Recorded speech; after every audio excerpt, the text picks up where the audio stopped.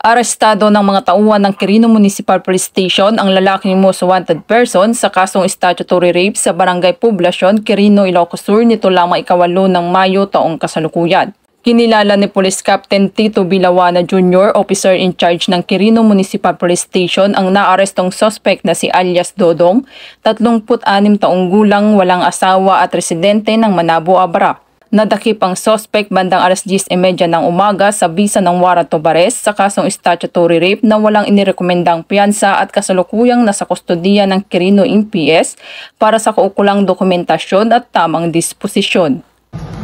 Sa pamamagitan ng determinasyon ng ating kapulisan dito sa Quirino Municipal Police Station, mas papaigtingin pa po namin ang aming pagganap sa aming tungkulin upang mapanagot ang mga tiwaling individual na may pananagutan sa batas at masisiguro ang seguridad ng mga mamamayan na aming nasasakupan tungo sa bagong Pilipinas.